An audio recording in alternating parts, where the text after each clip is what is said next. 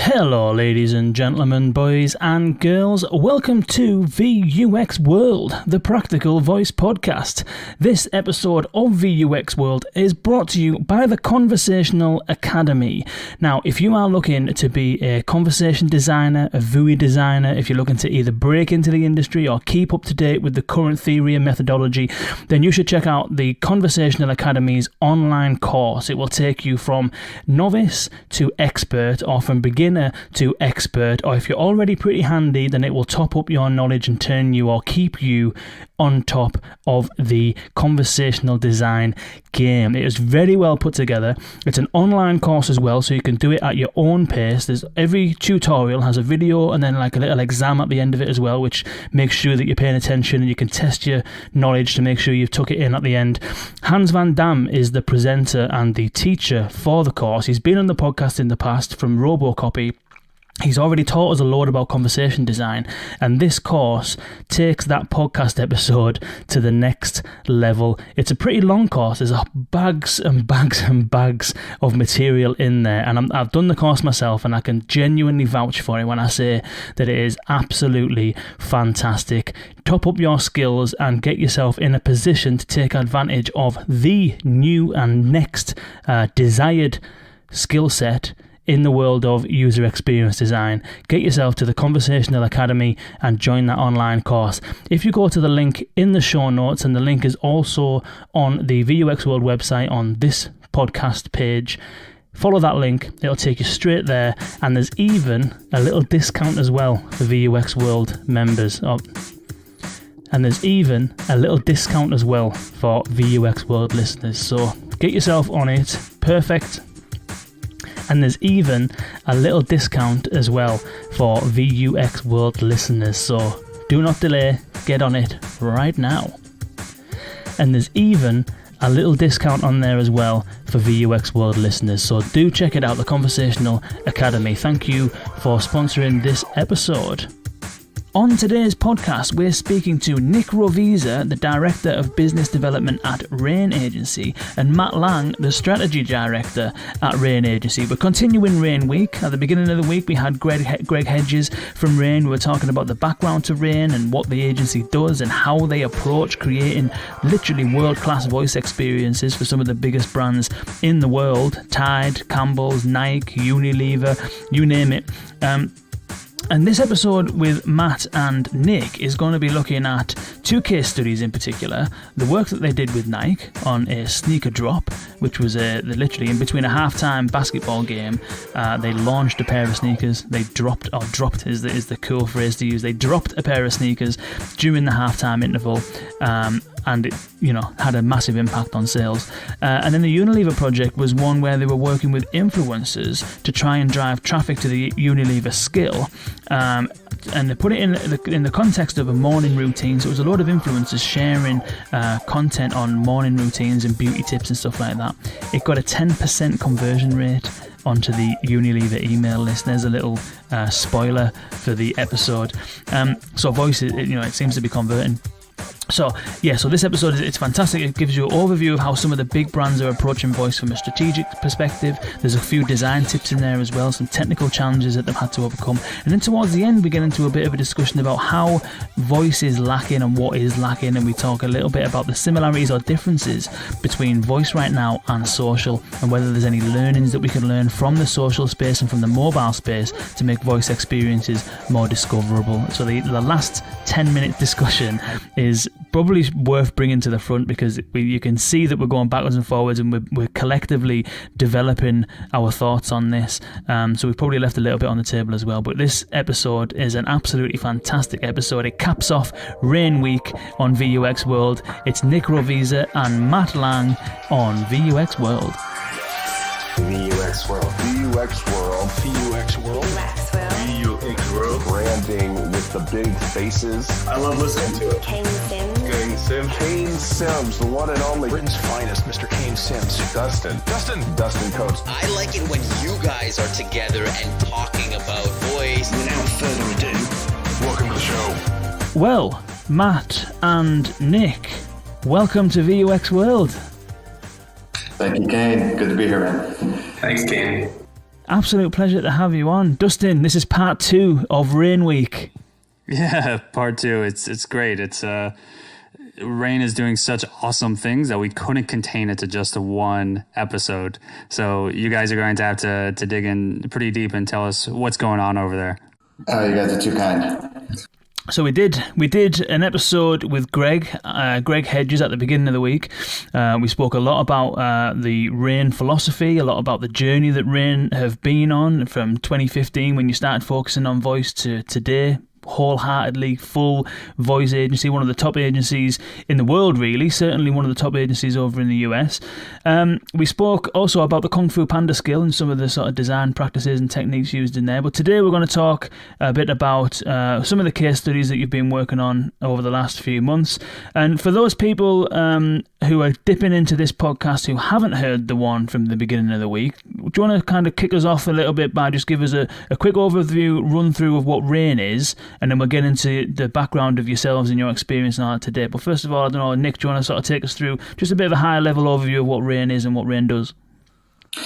Yes, can do. Thanks a lot. So at Rain, we like to call ourselves pioneers of voice and conversational AI. You know, when clients and partners work with us, you know, they're plugging into the accumulated experience of some of the leading voice and conversational experts, as you mentioned. For half a decade, our teams have engineered conversational experiences for some of the world's leading enterprises, like Tide, the NFL, Campbell's, as you mentioned, Warner Brothers, BlackRock, Nike, variety that we'll get into. But we're creative and strategy and engineering all under one roof. We think that's also something that sets us apart. We approach every ask with a sort of a strategic lens first. We make sure we weave in our creativity, and we have an amazing CTO and engineering team that sits in our Salt Lake City, Utah office that is able to bring any of these experiences to life as well. So that's kind of us in a nutshell. I can definitely go into a little more detail, but that's right. Cool. So, Nick, you are the Director of Business Development. Do you want to tell us a little bit about what you do at Rain and how you've got into this situation you're in now in the world of voice? Yeah, I will. So I joined Rain just over 3 years ago. And actually, I joined as a digital producer on the team. I was excited at the company's prospects. And at the time, they were sort of a generalist digital agency, but they certainly had dipped their toes into voice. And I was super interested in that area. I didn't have a background in it or anything like that, but more digital project management. So joined the company, was surrounded by extremely talented, smart people, driven people, and we were taking on just really interesting projects, especially in voice. And so through just sort of managing the projects and understanding how to budget them out, just understanding generally the lift involved across VX, creative, QA, script writing, all those types of different aspects. It became clear that I had a good grasp of generally how we could potentially, sell these and package up what we were doing from a services standpoint all the way through to actually building these products. And so I had let them know, that I was interested in more of a sales function, a business development function. And we worked over the course of time to transition me into that role, which I've now had for about the past year. And it's exciting because I get to work with our teams to figure out what we're going to bring to market, how we're going to bring them to market, and including our inbound and outbound strategy. I also work very closely with Matt, who you'll hear from in a minute, on our Voice on Voice newsletter, which I hope you guys enjoy. Just sort of trying to position Rain, always trying to kind of position us as not only the leaders in the space, but ensure that we're always doing something interesting and hopefully something bleeding edge. We're definitely looking for those opportunities that will give us something really interesting to talk about on podcasts like this with you guys. So that's kind of my role in a nutshell and how I got to it. And happy to answer any other questions you have. Nick, something I'm curious about is we're going to talk this episode about companies that you do work with and what they wanted to do. I'm interested in the prospects that you've spoken with, that you've tried to get to do something on voice, who ended up passing. What do they say when they say voice isn't for us right now? Yeah, that's interesting. So the way that most of our opportunities begin is with strategy, and it's purposeful. We definitely, one of our mantras that Greg, I'm sure, hit on is we don't build tech for tech's sake. So sometimes we will get opportunities our way that, a client just wants to build something, but isn't necessarily rooted in strategy, or it certainly doesn't align with what we think they should be doing, and we'd rather do more of a discovery-led approach to figure out what to do. So in those cases, they'll typically take business elsewhere to just get the thing built. But aside from that, I think what we run into a lot right now is the market, as far as I'm concerned, there's still a very, very wide gap in, I think, what people's expectations of cost around experiences in this space should be.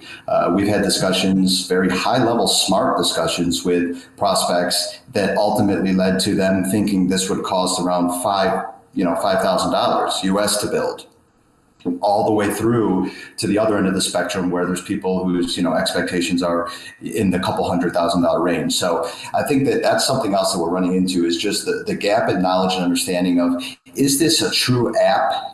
Is this an application where an entire team with across disciplines is building to create and optimize over time and really set a great foundation for that? Or is this simply another channel to distribute content through? And if we can get to where they are in their understanding of what this is, I think that definitely helps us. But to summarize, it's if it's not strategically led, we typically don't land those, and also if price is a big issue, if they're very price sensitive, that's also a case that we won't win the business. So what it sounds like is generally people are interested in voice and you're able to convince them that this is something that is worthwhile. It's just a matter of prioritizing it against everything else. Yeah, that's exactly right. Doing an enterprise level or a company level or a business line level strategy to set the foundation, almost like if you have these digital centers of excellence, almost like establishing a voice center of excellence, or a main company POV. It's just such a critical first step to getting everyone on the same page and getting everyone like kind of speaking the same language and understanding what it is we're trying to do. Again, versus just, that team is, building an Alexa skill, and who knows why, or who knows what they'll do with it. So that's why we always try to move people to the strategy and discovery first before we ever get into the building. Yeah. Cool. I'm just glad that now I can put names to the people behind the newsletter. I've always wondered who is it at Rain, who does it. So, yeah, I can't take a lot of the credit for it. I just ensure that it gets out and that the email service provider's up and everyone that's subscribing is getting it, and most of the content development and everything comes from Matt and our strategy team. They're great. Wicked. So Matt, strategy director at Rain, do you want to tell us a little bit about what you do, apart from obviously putting together one of the best newsletters in the voice industry? Well, thanks for that, Kane. My role at Rain, like you mentioned, I'm a strategy director here. I've been with the firm about 4.5 years now. And my role, from my perspective, is really kind of broken into 3 parts. So obviously, like Nick said, we like to lead a lot of our engagements with strategy work. So one of the first things I dive into is a lot of consumer research and trying to frame up the client's business challenge and trying to figure out a solution that works for them in the voice world. So the second piece there is really just giving them appropriate guidance on steering them towards a solution in voice. What's the right kind of experience? What platform should you build on? And then all the way through taking it through actual execution of the experience. So as Nick mentioned, we obviously have an excellent engineering team, a lot of developers, a lot of VX talent in-house here that creates these great things, and it's sort of on me to make sure that it's doing what we said it was supposed to do at the outset on strategy. So that can involve things like reporting on success or things that we're seeing as challenges, as well as sort of framing results for the client and trying to say, what did we learn from this? How can we optimize it? So that's kind of a good summary of the day-to-day role that I play. And then outside of that, as you guys have kindly mentioned, do a lot of thought leadership internally and try and just stay on top of research in the space. And one of the avenues we've done that through is the newsletter that Nick mentioned. So we actually started the newsletter more on kind of a monthly basis or even less frequent. And then just as the space kept growing and gaining momentum, we found that there was just so much happening every week that people wanted to know about, and in our opinion, needed to know about in terms of features or interesting experiences launching or just developments in the market more broadly, that we've moved it to a weekly, and that takes up a good amount of time as well. So definitely an exciting time to be here, and a nice role where I have visibility into a lot of things going on at Rain. Yeah, and I really think, Kane already said it's a great newsletter, but I think that and the research that all of you do is really invaluable, and I highly recommend anyone who really wants to start up a voice effort inside their company to follow that and to forward that along to their colleagues as well. At Algolia, we're starting up our voice and conversational efforts, and the resources that you all send out is incredibly useful because I can just then turn it around and send it off to all my coworkers, and they can see and they can go, this is something that's really growing. I understand why we're putting these efforts behind it, and it would be so much more difficult to gather if you weren't putting it together. So, if someone wants to learn about it, obviously that's great, but it's also just a fantastic tool for, enlisting colleagues to be excited about voice as well. Yeah, absolutely. And, that's how we're trying to use it internally too. I think all organizations, are striving for better knowledge sharing, better intelligence just across the organization. So, something we like to do is also have this group, myself, Nick, and a few others that are kind of in charge of sourcing all the research that comes out and trying to deliver it to the people who are working, in the weeds, so to speak, on a project day to day. So they might not always have the time to hear about the latest thing because they're focused on, very involved client work during the day. So it's nice for us to use as a tool internally too, just to make sure that all the information is getting to the right people and the right clients, and that we're all collectively just improving our, research and, ability in the space. Cool. So we'll get into some of the stuff that you've been working on recently. Then there's been quite a lot of things that you've been working on recently. I mentioned we spoke to Greg Hedges at the beginning of the week, and he was talking about the Kung Fu Panda. We did reference the Nike work that you've been doing, the Unilever work that you've been working on. Do you want to kind of give people, maybe just skim over the top of some of the stuff you've been working on recently, and then maybe we can drill down into some of it as we go through? Yeah, definitely. So Matt, why don't we start with Unilever, Rise and Shine, and then we can transition over to Nike. Okay, sounds good. Yeah, Unilever, we did some work with them. It started off as a play for health and wellness. It was actually originally came to us as something they were interested in doing for their Vaseline brand. They had a lot of consumers that are really interested in health and wellness tips. Were very influenced by bloggers and vloggers in the space. And they were looking, also just as an organization, Unilever was looking to invest in voice and find a way to bring that into their marketing mix. From there, we actually expanded it to include a whole bunch of their brands. So, it was Tresemme, Nexus, Vaseline, Simple Skincare, a couple others as well, just to bring together all the different tips and content that they had. And the real crux of the experience was bringing in some of these influencers that Unilever already worked with that we knew resonated with this audience that they were trying to engage.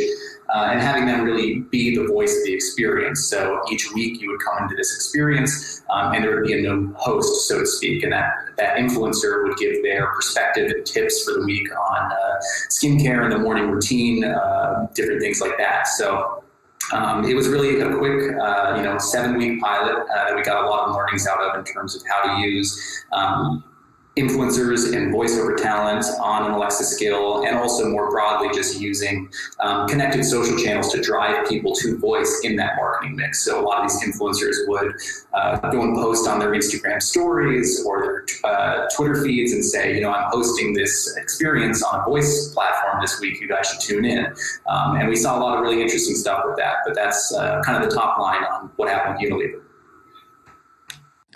Vaseline seems pretty interesting because, we often talk about voice being good for the older audience, but also it's a very tech savvy audience as well. And Vaseline to me seems like something that my mother bought and probably her mother bought as well. Was this an effort to use voice to start connecting with a younger audience?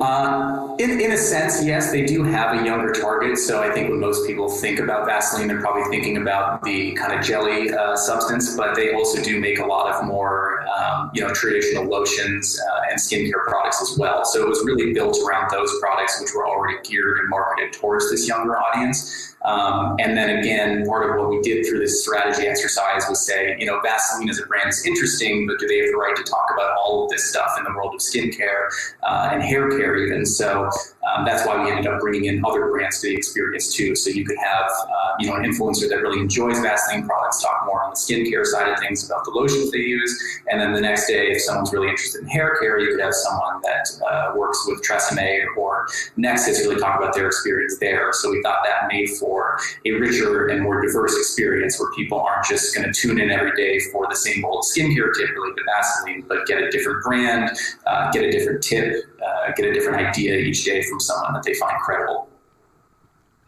So it was a daily thing, a different tip every day, but a different influencer every week. Yeah, that's correct.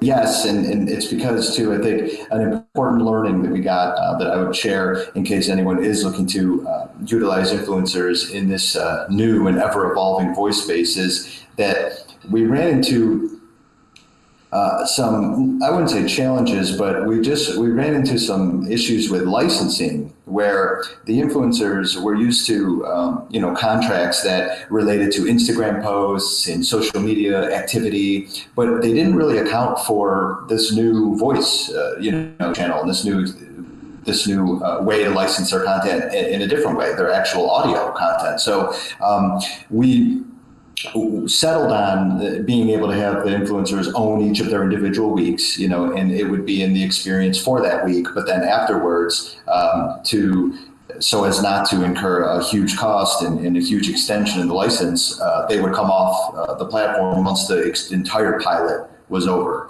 But the idea would be, in the roadmap certainly would be that if we could build up that database of this influencer content, you could really start to see where this could go over time, where you could pull from previous content, you could start to really personalize to the individual users that just got there. But unfortunately, that is an area that I think we need to think about as influencers permeate kind of this audio space, as well as certainly through these Alexa and Google Action experiences.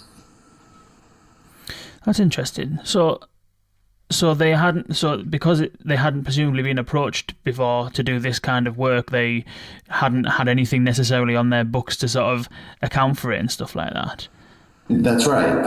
It's the actual management houses of them, their talent managers and things like that. They were just, again, bucketing it as a sort of a per post, just as you would with like an Instagram post. So they were kind of lumping it into there. So it's just an interesting space to keep track on and see, as it evolves. How did you? So at the very beginning, when Unilever approached you, was it always the plan to do something with influencers and a morning routine, and to do something? Did they come to you with this already kind of, half an understanding of what they wanted to do, or was your job as part of the strategy side of things, Matt, is to try and figure out that sort of stuff in terms of what would work well and what would be the kind of plan of action? Yeah, absolutely. I mean, a big part of our process, if someone isn't coming to us with an idea kind of already baked that they're looking for our opinion on how to kind of augment with voice, is to, like you say, come to them with a few different ideas, come to them with a few different ways in of how to use the technology in an interesting way. So we definitely went down a few different roads with this, largely around skincare kind of tips and help. But there were a few different angles. One was kind of just doing that as a brand, using Alexa's voice, potentially bringing in a quiz or some gamification elements into an experience if someone wanted to do it that way. There was some other thinking around utilities, things like, timing your morning routine or even timing your brushing your teeth and things like that. And then there was some other thinking around some CSR work that they've done that could be tied into this, where, the more you use it, potentially the more you could contribute to something. But ultimately we landed on this idea of influencers, A, because they had some of the talent available to work with, and B, we knew this was a theme of the audience that we were trying to capture, was that they really respected these different social media influencers and vloggers, and they regularly turned to them for advice in this space. So that was one piece of it. And then the second piece was just as the skill store and the voice experience world in general gets more crowded, it's a little harder to become unique, especially around some of these competitive areas like personal care and solutions there. So there already are, a fair amount of utilities and tips and things like that. So we felt like bringing in the influencers and doing it through this unique format where it was one influencer per week kind of hosting, made it a little bit more differentiated in the market and gave it a reason to exist. And was it always going to be a pilot? Or was it, is there a reason why, did they come to you and said, this is only going to be a pilot, we only want to do it for 7 weeks? Was that always the plan, or was it that, what was the thinking around the pilot? I'm just thinking whether it was intended to be a 7-week thing, or whether it might have been longer, and were you thinking about making it longer, and was there a reason why it didn't go beyond the 7 weeks? Can you just explain a little bit about the concept of piloting? Yeah, a bit of both. A bit of dictated by kind of the availability of the influencers and the content, and the budgets. But also, yes, the intention was definitely to pilot some sort of experience so that we could report back on learnings and see where we wanted to take this in the future. So I think what's interesting about it too is, as with any pilot, we wanted to provide an actual case for how it impacted the business in some way. And what we found was, and Matt, keep me honest on the data, but what we found was around 10% of the users actually account linked and provided their email address over to Unilever, which then got them subscribed to a couple newsletters, that the brands that were participating were then able to use to promote content, couponing and things like that. So we took that to be a really, really positive sign that people were, in exchange for value and in exchange for entertainment, were willing to provide their email address over to receive more information on the products they were hearing about, and also the influencers they were hearing about. So we thought that was really interesting. And while it's on hold now at the moment, so if you go and search the store, it's not up at the moment. We are definitely in active discussions and some planning around a more robust next version of this that would include a larger set of influencers, a larger set of content, really kind of blowing this out to where we would call like your walk version. If the crawl was the pilot, moving into that walk version and hopefully letting it be alive for indefinitely. 10%, that seems amazing. If you consider just website-based conversion rates, 10% is looking pretty good for something that's marketing related, and account linking is not an easy thing for users to do. Is that something that you felt was pretty unique because you built this experience up so well, or are those numbers actually something that anyone can achieve? I think it depends. It was a bit unique in that it certainly was a little higher than we were expecting, but it's because another thing that we like to hammer home is this whole idea of system thinking. So we worked really closely with Unilever's email marketing and CRM partners to create a really, really beautifully designed email that included a lot of really interesting resources and content. It certainly wasn't a sell. It was very much here's a lot of useful stuff, and then at the end, had a little information about purchasing. But what we did was utilizing our VX team, we really interrogated when and where would be the appropriate times to offer this to the user, right? So it definitely wasn't right off the bat. You would get into it. Only, I think, two of the week, two of the pieces of content of the week even alluded to a product. And I think those were those moments when we said, oh, and by the way, if you'd like, you can add this to, your your shopping list, or if you'd like, we have an end of week recap that we send that's going to have all sorts of awesome resources and actually, have some interesting info about the influencer. And so that really drove their willingness to account link and to provide their information. I think what's a key takeaway on this piece is the influencers certainly drove a lot of the usage and a lot of the account linking as well. So I think their tribes sort of jumped onto the tool to hear their favorite influencers, and they were willing to do whatever, including give info to get that recap and to get more information on them and more resources from them. If you were to do this again, do you think you would consider adding Amazon Pay and selling the products right there within this skill as well? Yeah, that's a good question. I'd love to say that we would, but I think that even the addition of the opportunity to add it to your shopping list was feeling, to all of us, including the client, pretty much at the border of making it too salesy and making it too marketing-y. So maybe because it just makes a lot of sense. And by the way, we saw a couple percent add to cart, as well. So, it's not like people weren't doing it, but I think we would probably stop short of the purchase. Is that a market timing thing, as in at this moment in time being salesy and people might not be expecting it, or they might not want that kind of content, right? Is that a timing thing, or is that the nature of this platform is that you need to be providing value rather than jumping straight in for the kill?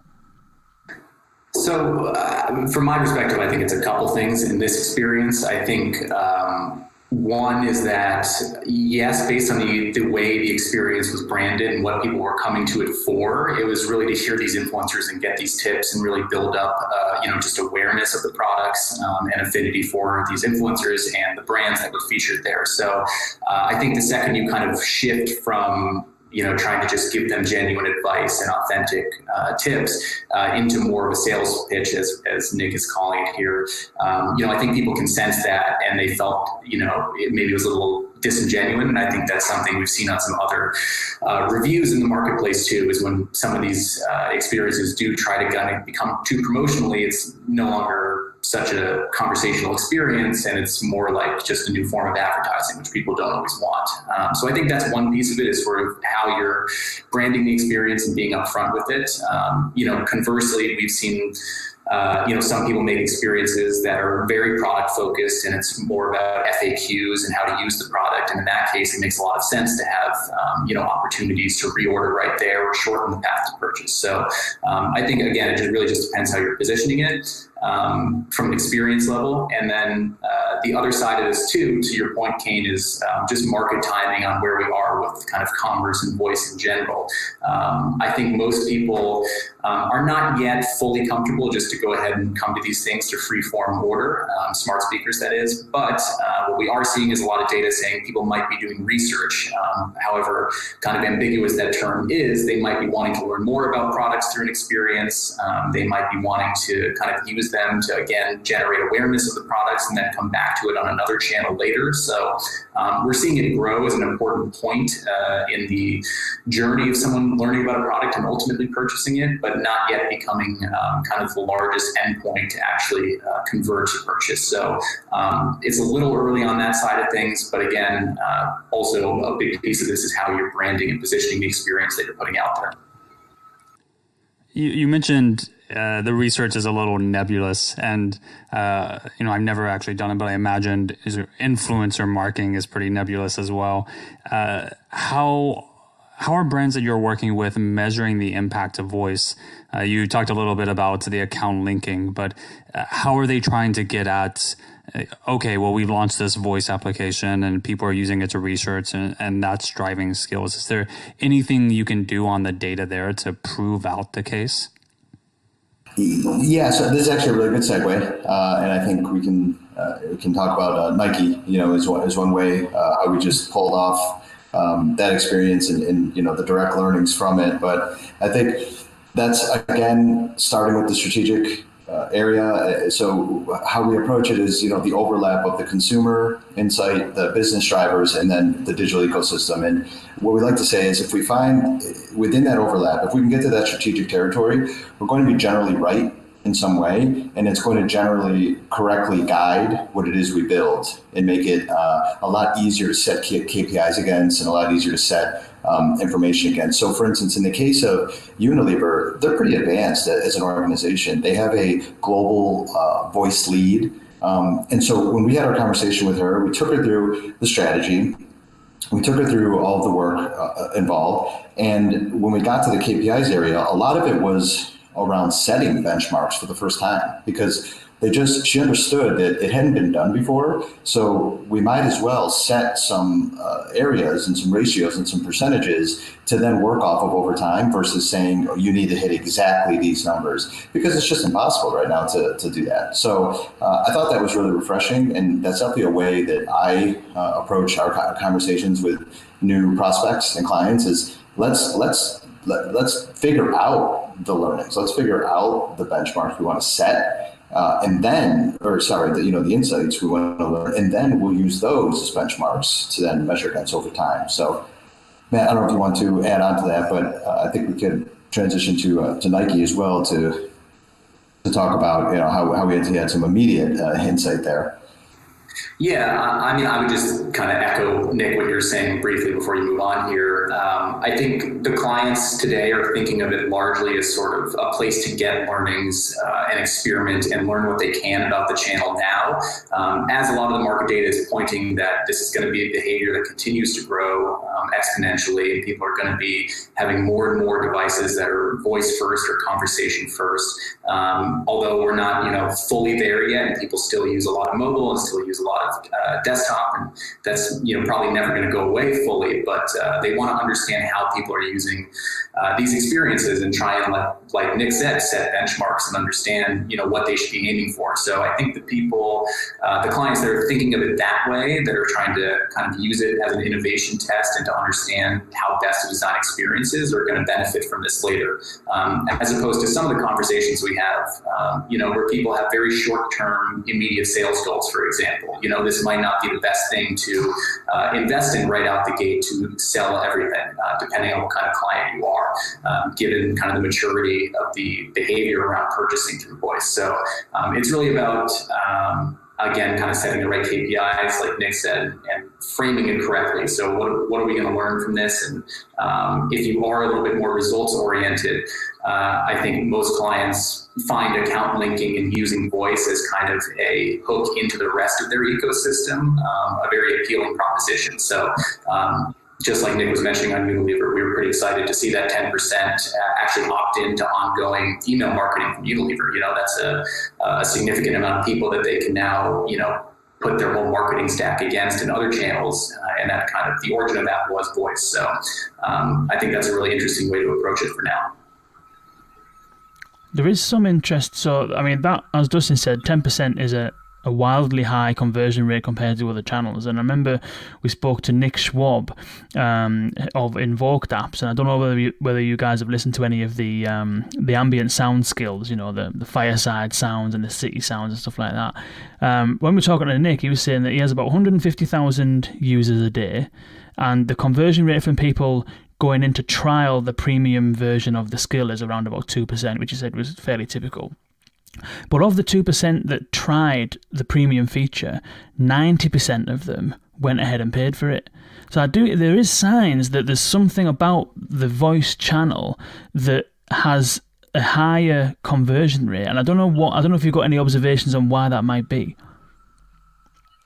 Well, first off, that's very interesting, and yeah, we're definitely familiar with Invoked and the work he's doing. What a network he's built. That's the way I look at it. It's just this gigantic group of experiences that have such a huge audience now. So I have one takeaway on that. I think, to me, it's just so much easier to say yes, right? And to just sort of opt in when the friction is as low as possible, right, or is removed. So I know that there's times when, certainly on mobile apps, you'll start a freemium, experience, and you'll have to enter all of your information first. And there's a lot of terms and conditions and just a lot of detail. And there's just, I think, a lot of barriers to maybe really actually doing it, and committing to it.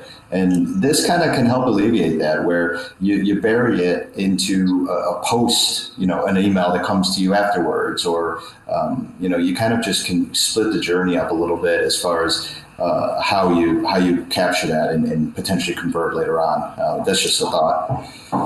Yeah, I think it's really interesting. And I think another side to this too, from my perspective, is just finding a really awesome use case too for voice, right? Like, I think, ambient sounds are something that people are likely going back to maybe to help them sleep.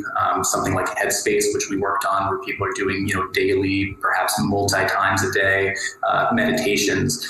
Once you get them into that routine and they're coming back to this thing and it's in their home and it's something they want to use every day, I think it's, to Nick's point, much easier to say, yes, I want to continue this experience and, get even more out of it because it's now really part of my daily life, which is, I think, candidly what a lot of the skills on the store or the actions on the Google network suffer from, is kind of these one-shot, entertaining things that developers are coming up with and are very important in their own right for kind of the maturing of the market. But a lot of these things don't really drive re-engagement or focus on, a recurring use case. So I think the stuff that's going to convert from a monetization standpoint, like a freemium model or something like that, is really going to be trying to build routine and embed itself into kind of daily behavior.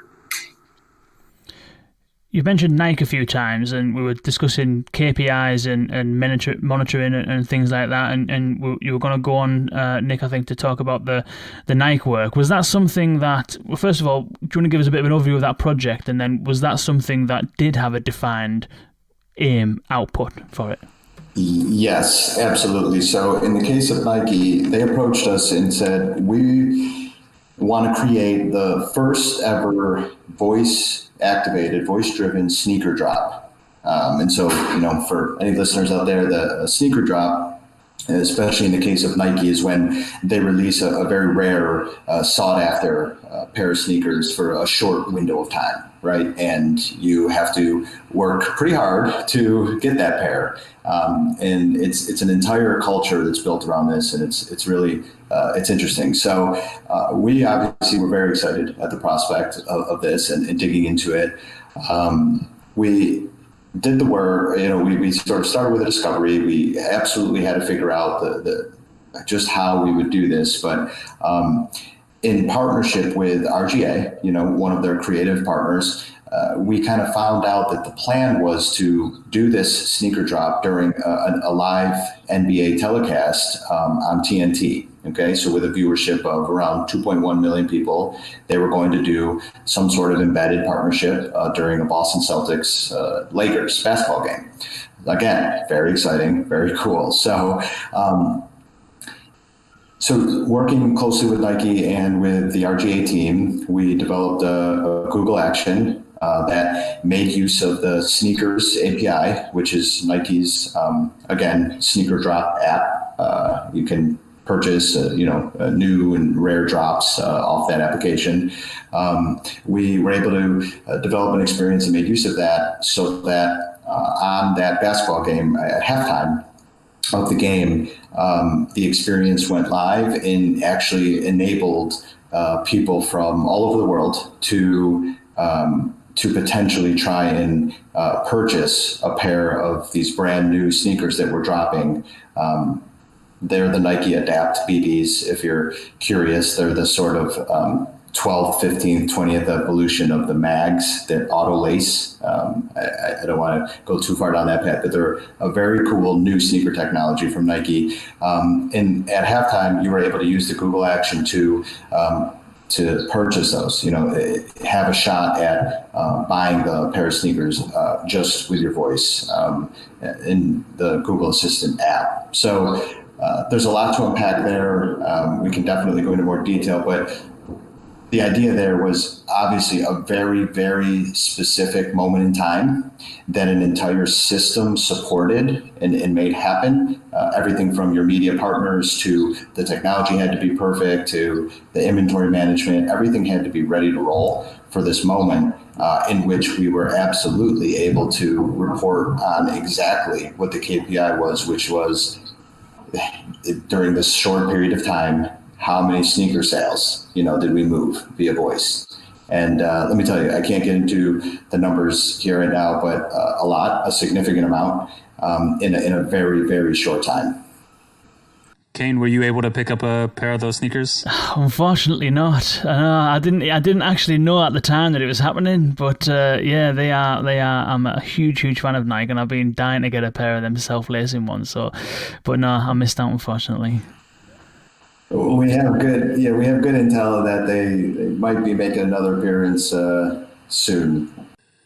One of the tricky things I imagine was that this was all happening at once, right? You guys, there was a sneaker drop, it was happening. You had to be prepared for that giant influx of users, and it had to stand up in regards to the infrastructure. But also, you didn't have the option, I would assume, to roll out small tests, see how people are interacting with it, make sure that you've got the intents and the utterances matched right. What did you do to make sure that once this happened, everything was going to go smoothly? Yeah, it's funny to say that a lot of testing toward the end, as we approach launch. We actually would set a cross-office, cross-company calendar invite with instructions, and everyone was meant to hit it, at the same time, and everyone was meant to ask different questions and do all of these things at the same time to just make sure that it was not only serving the correct information, but that it was staying up. And again, we opened that up to RGA and to Nike as well. We posted up there sort of war room style a day or two before, just to kind of make sure we were doing all that. Turned up, all the hosting requirements far beyond our needs, at the time. And it's a really good point, but you have to ensure it was ready. And we were confident that it was ready for at least a percentage of that 2.1 million. I think we went for about 1% of that. We would be definitely ready for or beyond. Thankfully, we didn't come near that number because that's still a lot of people. But we were ready for it, and it all went smoothly. What's the typical, well, not typical, because that's a one-off example if I've ever seen one. What is the lead time on something like that?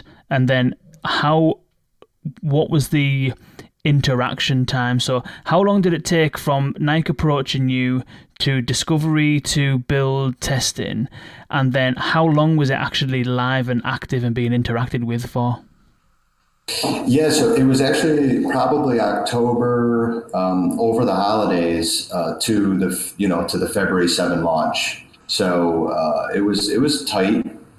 Considering we did do an upfront discovery, and considering we leaned on Nike, who, as part of their big marketing plan anyways, was capturing all sorts of incredible footage, all sorts of assets and imagery that they were feeding to us that we were then, accounting for and how we were building the skills. So there was a pre-scenario, a drop scenario, and a post scenario that we had built out, all of which had some really, really, like I said, cool audio from the basketball players that were involved and things like that.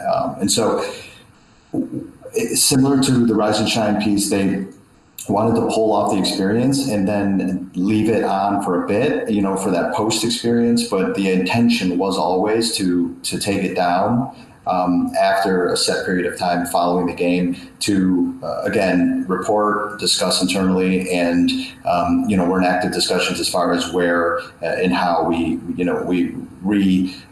introduce this to the market, potentially for another drop, potentially as part of a broader campaign. But so I would say it was about October to February, discovery, all the design, development, testing, launch, and then for a few weeks after that on post. Wow. So it's just about 4 months. Yeah. That's interesting. So Was there anything, obviously you mentioned there you had to scale up the servers and stuff like that. Was there anything else specifically different about either the strategy work or the design work or the development work that went into something like this? Was there anything specifically different than what would be typical in a normal kind of project? Actually, not really. So I think, again, we like to call our process battle tested for a reason. I mean, we're not rigid in the way that we must do every project the exact same way in the exact order of things. There's absolutely flexibility, but I think that we've created solid enough guardrails where within those guardrails, we can be a little flexible and we can kind of bend a little bit. And thankfully, we leaned on our process in a really big way to make this one happen as quickly and with as many partners as involved as there were. So, no, I wouldn't say that there was really anything markedly different than the way we do any of our other experiences.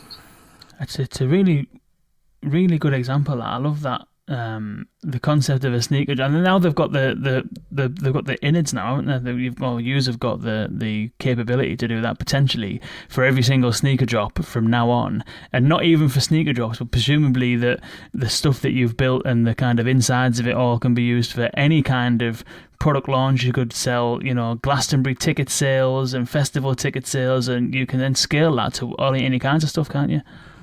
Exactly, Kane. And I think what you're bringing up too is like something that was exciting to me is we're still trying to, I hate to use the word force, but we're still trying to coerce behaviors in some ways with voice. It's obvious that when you turn on your device from the start, you're asking the weather, you're asking it questions, you're doing things that replace a mobile app or that replace other things from day one. That's obvious, right? So, and we know that, and that's incredible in its own way.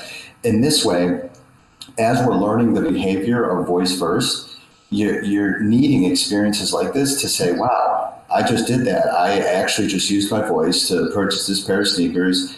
That's cool. I would do that again, or I would potentially try that in another way down the road. And as we do that at a big enough scale, I think we'll really start to get to where we're all trending to and where we're all wanting to go with this, right? Which is just kind of this voice-led way of interacting and of transacting and of doing anything. So I thought it was really cool that Nike really wanted to try and pull this off. But again, the system that supported it is really what made that forced behavior, that coerced behavior of this voice purchase happen. Your tech has to be there, your media and your promotion of it has to be there. It all has to come together for this one moment where people have this delightful experience and just bought a pair of sneakers with their voice.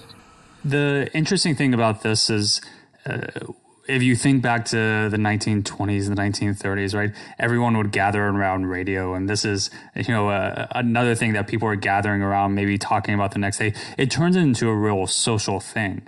But still, at the end of the day, social and voice haven't mixed super well.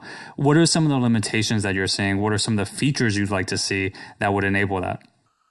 All right, I'm going to take this one definitely because I've been talking with Matt about this for a little while now.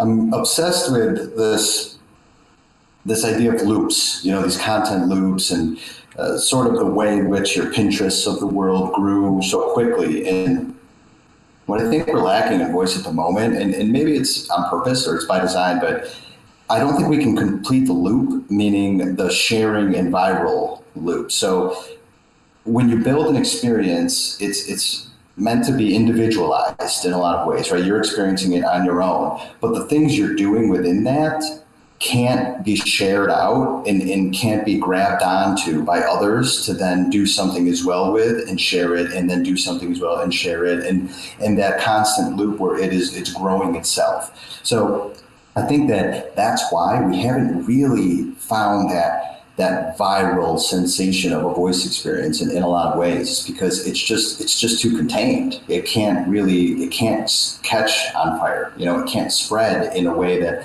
something can, where you get it and you share it, and then that's seen by 10 people, they create and share, and then that it just amplifies over time. So I do think I'm constantly trying to figure out how we get to this, like what's voice's version of this loop, of this creation, sharing, loop. And the other piece to this is, I think, blueprints, right? With the introduction of this platform and ability for anyone to share something and put it out there, it's a signal toward maybe it's possible, because now you've exposed this ability to create these a little more simple and basic experiences, but you've exposed it to so many more people, and there's going to be all sorts of like interesting creatives out there that do something that might just make that happen, might just catch on, and maybe they share the link out and it catches on like wildfire, and everyone is using this thing. But I don't know. It's a half-baked thought, as you can see, but there's just a piece missing of this ability to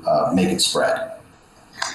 Yeah, I would agree with that, Nick. And I think, what we're seeing a lot of in lieu of that is actually kind of, in my view, like traditional social media tactics start to kind of bleed into the voice world. And, it reminds me of, back when brands were starting like Facebook pages. And it was before kind of they shifted their whole model to be pay to play, and they were running advertisements. And they would do kind of all of these somewhat scrappy, tactics to get people to the page and try and, get them to engage. And that's why I think we're seeing success with things like Rise and Shine, where you have an influencer takeover, or Nike, where we're taking, a live moment, a live event that people are already interested in, trying to drum up interest around that moment where people are going to be watching that game. And we're saying, tune into this experience during this time to get this. It's very similar to what was happening on the early days of social. If you were a brand sponsoring an event, we'd say we have some exclusive content, come here during this time to see it. And even as far as celebrity takeovers and things like this is just an aside, but I found it interesting this past week or so that you're seeing, Google Assistant has now John Legend, an R&B singer here, taking over some of the voice commands for the native operating system. So if you ask the weather, he might come back and respond with what the weather is. And seeing with Alexa this week, they launched something where if you say good morning, it's this comedian Billy Crystal. So I think they're sort of testing these different ways to get people interested and try and use these features more regularly. And I think some of these tactics of, tried and true, early social media is working well. Things like takeovers, things like influencers, things like live events. And then, even early days of advertising, we're starting to see flash briefings, news briefings get, sponsorship placements and things like that. So I definitely think it's trending in the direction that social was, and that it's people are getting very savvy about how to drive people to the platform in other ways. Again, because to Nick's point, there is no share or retweet button, if you will. It's kind of limited at the moment until we see more kind of experience to experience capabilities or shareability. So anyway, I think that's just an interesting trend that Nick and I have had our eye on. Is just this idea of how people are trying to sort of force the experiences to become more viral using traditional tactics or outside channels. And is that so? What you're explaining there, because it sounds as though the Unilever one that got traffic because of the outside influencers that were using their social platforms to then push people towards it. And I don't know if you've seen, I don't know if it's even available over in America, the Joe Wicks skill. We were speaking to Voxley last night. They did a presentation at an event I was at about, they created the Joe Wicks skill, and that's exactly what he did. He tweeted and sent a load of stuff over Instagram to get people to the skill. That's what kind of drove it. And then the Nike one, you've got a global brand at a really, really popular event that lots of people are going to pay attention to. Certainly if you're even half interested in trainers or sneakers, you will be on that, you know what I mean, like white on rice. So those are things that are outside of the voice sphere, sending traffic to the voice sphere. But then when you're in the voice sphere, the devices they're very personal devices, aren't they? Personal assistants, aren't they? So it is very much a one-on-one relationship. Is what you're saying there in terms of we need more ways for things to spread virally? Is what you're saying, is it that we need more external things to spread the voice and the news of what's happening over here virally? Or does there need to be something within the device itself to spread through device to device to device? Yeah, it's a good question. And I think when we approach this, we think about, we definitely think beyond the device anyways, just voice is if this is this like ever-present permanent thing. But I think that, so the device has some built-in features, right? You know that if you create a blueprint, you can share it to another device. It's a little wonky, right? It's a little involved, but you can do that. So that stuff exists. And I think it's more about, say you're using a mobile app, right? That mobile app that inherently has sharing features. So let's say it's Pinterest. Let's call it that. So if you're on your mobile app and you're on your Pinterest, that's still very individual and personal to you. It's your board. You're pinning to it. You're experiencing it in your own way.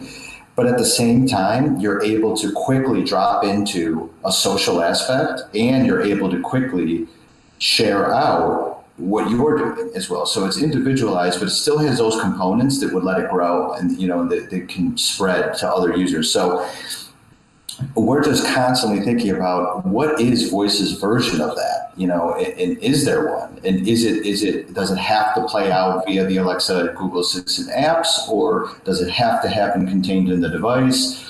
Or can it happen within just the skill experience in some way? So, via account linking in some way to share out from it, just using my voice. So we haven't cracked it, obviously, but that's definitely the terms in which I'm thinking about this stuff. And I think once someone does, you really start to see, once we have this social experience that's voice first, this voice driven, you're going to see I think you're going to see it take off. I actually would like to hear you guys, take on that. And it's tough because I know there's WhatsApp, I know there's WeChat, and there's all the messaging services in other countries above and beyond here. It's largely voice. That's all they're doing is these users are voice interacting and they're voice messaging. So you could kind of consider that social aspect, but I'm just trying to go a little bit, more above and beyond that. And I don't know. I don't have the answer. So I guess if you guys had any thoughts or feedback there, I'd be interested to hear it. What do you think, Dustin? The thing that I was thinking of as soon as you said this are things like memes and things that spread pretty rapidly on social networks, certainly, but even before, for those of us who remember life before social networks. And this video series by a guy, Kirby Ferguson, called Everything is a Remix, that just talks about how these things spread because you take one thing, you build on top of it, you make it your own, you want to share it, and then someone else wants to do the same. And I think you're right. Right now, voice doesn't really have that mechanism to do it. It's still really much, even if it's it is definitely interactive, but there is certainly a broadcast aspect of it. And things like blueprints are interesting, but we need to empower more people to be able to get in there and take what you guys are doing and see if they can make it better, and you can learn from that and make it even better on top of that. That's a good point. The remix piece is really cool.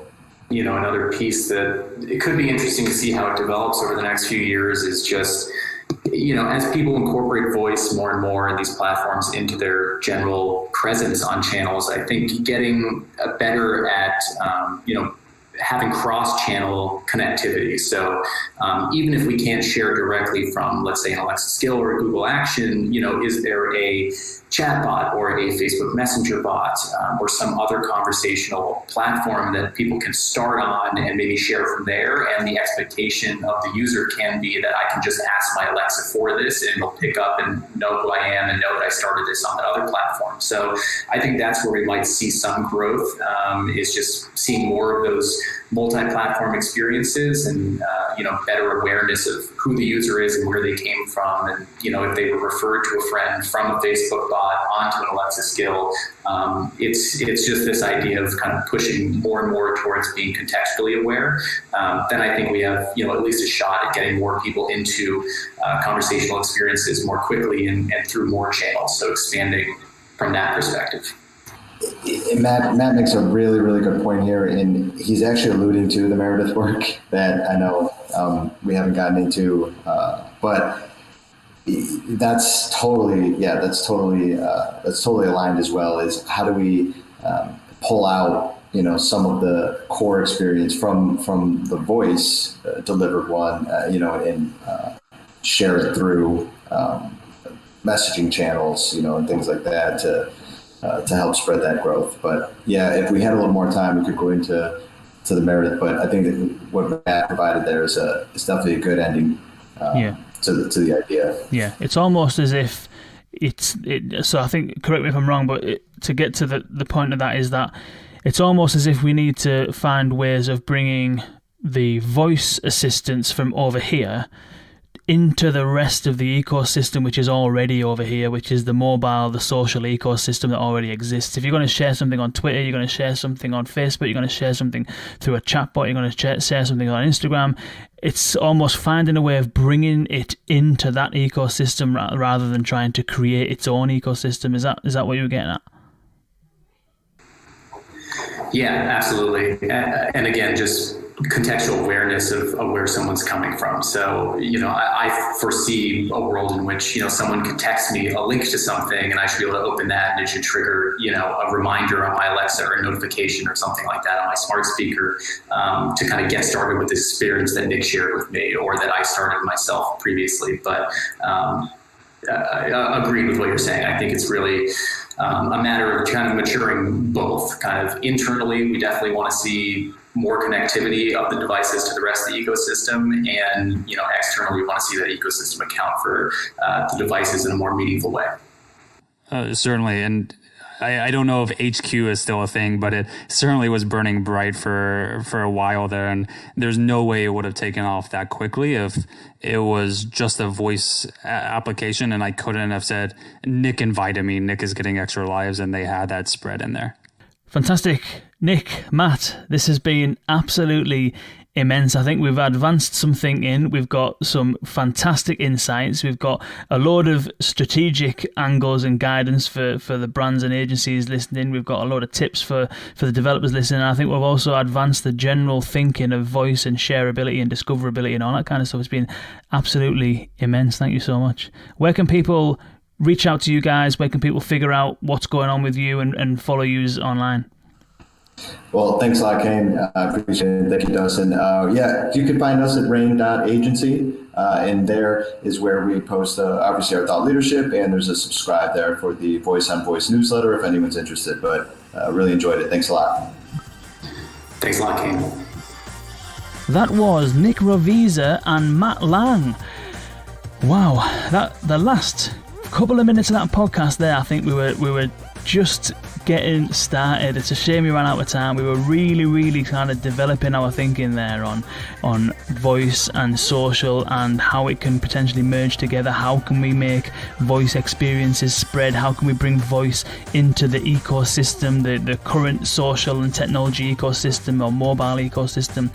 So I think there's definitely some left on the table there, Nick and Matt, and we definitely need to revisit this conversation and develop that train of thought.